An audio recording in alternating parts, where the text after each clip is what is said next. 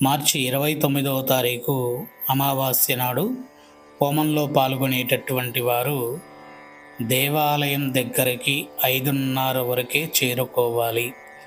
5:30 దాటిన తర్వాత వచ్చినటువంటి వారిని హోమంలో కూర్చునేటటువంటి యోగము కలగ చేయటము జరగదు. చాలా ముఖ్యమైనటువంటి పూజాది కార్యక్రమం. లలితా ప్రత్యంగరీ దేవి పంచదశి హోమ విధానములో లలితా ప్రత్యంగరీ దేవి మాతానుసంధానముగా ఉండేటటువంటి మంత్రాన్ని జపం చేయడం జరుగుతుంది. హోమంలో ఎవరెవరైతే కూర్చునేటటువంటి వారు ఉంటారో వారు 108 సార్లు సంధ్యా సమయంలో జపాన్ని నిర్వహించాలి. జపం పూర్తయిన తర్వాత తర్పణాలు ఉంటాయి. బ్రాహ్మణ స్వామి తర్పణాలు వదిలిస్తారు. పాలని 108 సార్లు, తేనెని 108 సార్లు, నెయ్యిని 108 సార్లు. ఈ 3 పాత్రలలో రాగి సమిదలని పెట్టడం జరుగుతుంది. అది పెడితేనే మీరు హోమంలో పాల్గొనేటటువంటి యోగాన్ని పొందేటటువంటి విధానం ఉంటుంది.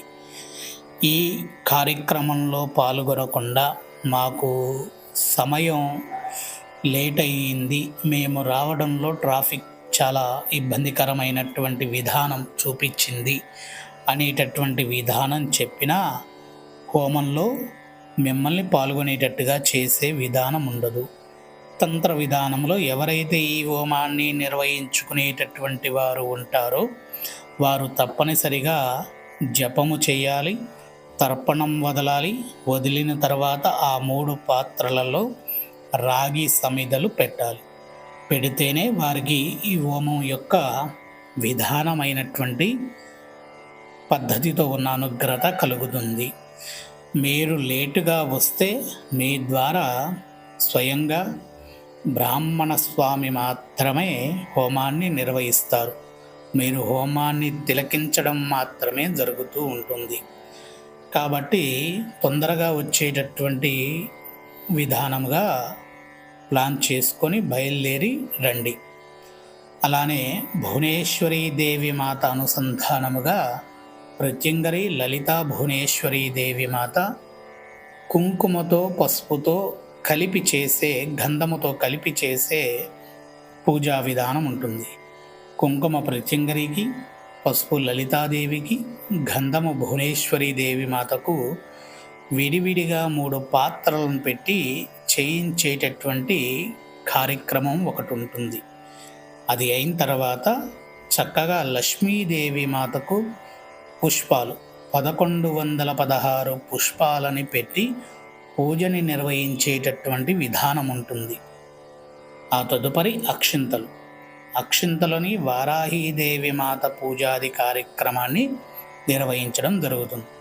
పంచద్రవ్యాలని పంచమాతలకు విశేషమైనటువంటి పూజాది కార్యక్రమం నిర్వహించిన తర్వాత హోమ విధానానికి సంబంధించినటువంటి పూజాది కార్యక్రమం ప్రారంభమవుతుంది.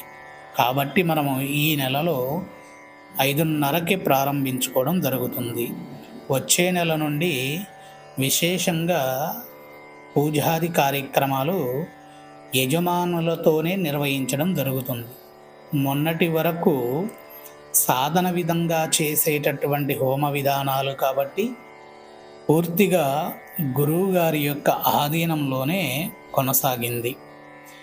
ఇప్పటి నుండి మరల సంవత్సర కాలము, మరల 12 హోమాలు, అమావాస్య హోమాలు భక్తుల చేతుల మీదుగానే క్రియా పద్ధతిని నిర్వహించేటటువంటి విధానం కొనసాగుతూ ఉంటుంది. కాబట్టి ఎవరు కూడా ఆలస్యం అవ్వకుండా త్వరగా వచ్చి పాల్గొనాలి. కర్పూరముతో చేసేటటువంటి అగ్నిస్థాపన ప్రక్రియకు స్వయంగా వారి యొక్క మనస్సంకల్పాన్ని చెప్పుకొని వారు వెలిగించి, వారు పెట్టి చేసినటువంటి జప సాధన తర్పణ పూజాది ద్రవ్యాలు, పంచద్రవ్యాలన్నిటికీ హారతులు ఇచ్చినటువంటి ఆ కర్పూర జ్యోతిని మొత్తం ఒక దగ్గర చేర్చి హోమంలో అగ్నిస్థాపన చేయడం జరుగుతుంది. ఇటువంటి అరుదైనటువంటి పూజాది కార్యక్రమం కాబట్టి మిమ్మల్ని 5:30 వరకే దేవాలయానికి విచ్చేయమని చెప్పడం జరుగుతుంది.